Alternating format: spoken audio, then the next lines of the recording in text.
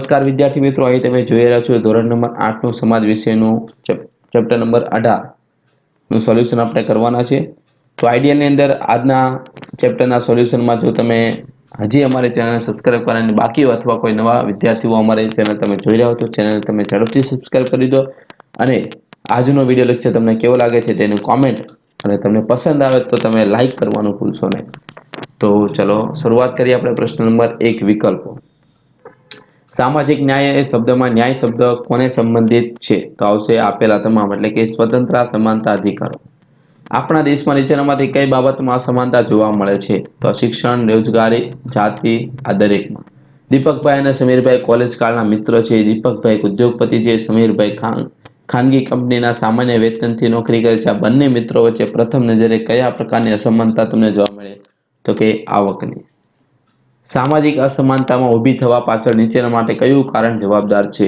તો ભાઈ શિક્ષણનો અભાવ છે, સામાજિક કુરિવાજો છે, રૂઢિગત માન્યતાઓ છે, એટલે આ બધા જ આવશે જવાબ। સામાજિક અસમાનતાની પરિસ્થિતિ એટલે શું? તો કે શિક્ષણ અને આવકમાં અસમાનતા, જાતિગત અસમાનતા, હક અને અધિકારોમાં પણ અસમાનતા, એટલે ડી ઓપ્શન તમારો થશે। ભારતમાં બંધારણમાં નાગરિકો માટે ન્યાય આપવાની જોગવાઈમાં કયા પ્રકારના ન્યાયનો સમાવેશ થતો નથી? અનૈતિક। માનવ અધિકારોની ઘોષણા કોના દ્વારા કરવામાં આવે છે? સંયુક્ત રાષ્ટ્ર યુએન દ્વારા। નીચેનામાંથી સંયુક્ત રાષ્ટ્ર દ્વારા આપવામાં આવેલ માનવ અધિકારોનો કોનો સમાવેશ થાય છે? તો આપેલા દરેક બાબતનો સમાવેશ થાય છે। કયા દિવસે માનવ અધિકાર દિવસ ઉજવવામાં આવે છે? 10 ડિસેમ્બર। બાળ અધિકાર દિવસ ક્યારે ઉજવવામાં આવે છે? તો કે 20 નવેમ્બર। નીચેનામાંથી કઈ બાબતને બાળ અધિકારમાં સમાવેશ થતી નથી? તો શાળાકીય ભણતર છોડી સિનેમા જોવા કે ફરવા જવાનો અધિકાર, એવું આવતું નથી। ચલો એના પછી તમને એક ખાલી જગ્યા આપેલી છે, તમારે આમાંથી જોઈને તમારે આઈડિયાની અંદર તમારે લખવાની રહેશે। ખાલી જગ્યા પછી આગળ વધીએ એટલે ખરા ખોટા તમને સોલ્યુશન તમને આપેલા છે તે પણ તમારે જોઈને લખવાના રહેશે। નેક્સ્ટ આગળ વધીએ એટલે પ્રશ્ન નંબર 4 તમને આપેલો છે, 1-2 વાક્યમાં ઉત્તર। તો એમાં પેલો છે, આધુનિક સમાજ તરફ ગતિ કરતા ભારતીય સમાજમાં કઈ બાબતોમાં ફેરફાર જોવા મળે છે? તો ભારતીય સમાજની અંદર આર્થિક રીતે, સામાજિક, રાજકીય અને સાંસ્કૃતિક બાબતોમાં ફેરફાર જોવા મળે। સમાજમાં ન્યાય અને સુસંગત વ્યવસ્થા જળવાય રહે તે માટે શું જરૂરી છે? તો તેના માટે જ્ઞાતિ, લિંગ, જાતિ કે વંશનો કોઈ પણ પ્રકારનો ભેદભાવ રાખ્યા વિના સમાજમાં તમામ લોકોના વ્યક્તિત્વનો વિકાસ માટે સમાન સામાજિક તકો મેળવવી જરૂરી છે। સામાજિક ન્યાય એટલે શું?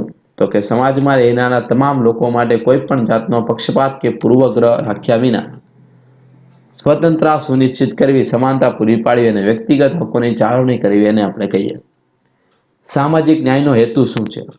તો કે તેની હેતુ તો સમાજની નવરચના કરવાનો છે, જેથી સામાજિક સંબંધોમાંથી જ્ઞાતિ, જાતિ, ધર્મ, વંશ, પ્રાંત વગેરે આધારિત ભેદભાવને આપણે નાબૂદ કરી શકીએ છીએ। સામાજિક અસમાનતા કઈ સ્થિતિમાં સાથે સંકળાયેલી છે? તો કે સામાજિક અસમાનતા વ્યક્તિને મળતા અધિકારો અને તકોનો સંદર્ભે સમાન ન હોવાની સ્થિતિ સાથે સંકળાયેલી છે। આપણા દેશમાં કઈ કઈ બાબતોનો અસામાજિક સમાનતા જોવા મળે છે? તો કે શિક્ષણ, રોજગારી, આવક છે, લિંગ, જાતિ, આ બધી બાબતોની અંદર। બાળકોની કઈ શક્તિનો વિકાસ કરવો જોઈએ?